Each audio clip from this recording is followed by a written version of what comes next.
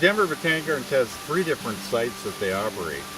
The York Street site, which is the original site, is all more manicured gardens. And then there's the Mount Goliath site, which is dedicated to alpine plants. It's up near the summit of Mount Evans. The Chatfield site is the biggest site at 700 acres. Probably the most unique thing about Chatfield Farms is we do a little bit of everything here.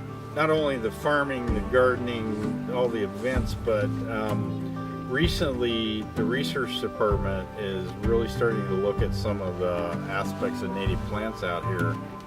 But the one area we decided to focus on with research was Deer Creek, which runs through the main heart of Chatfield Farms for a little over half a mile. What we found here is a creek system, a riparian system that was highly modified, highly disturbed, actually even was channelized on this site at one time to facilitate the water flow through the property. What has happened over time is that as the banks have gotten dry, the plants that used to occur along the creek couldn't thrive anymore. So we don't see as much willows growing, we don't see as many cottonwood sprouting in these areas, and the entire understory vegetation has changed. So instead of having a diverse riparian understory of native forms, we instead have some non-native grasses that are dry grasses that shouldn't actually be doing that well along the creek. Our goal here at the Gardens is really to increase diversity as much as possible. So one of the fascinating things about Chatfield is that several years ago, when beavers moved in, they went to work damming up the creek. And in the areas where they were very active, within just a few years, you could walk down to that section of the creek and really feel the difference. And what was different is that the creek was no longer channelized. The beavers had made it so that the creek meandered in multiple different directions. And that change of the direction of the water changed the vegetation. So when we were thinking as managers of this land, how could we improve the system?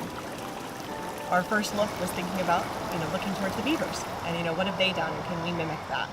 So basically what we did was we took grass and trees and vegetation and twigs from this bank along the creek and essentially built a little wall along the creek in 3 areas with the goal of re-wetting those banks just like the beavers are doing.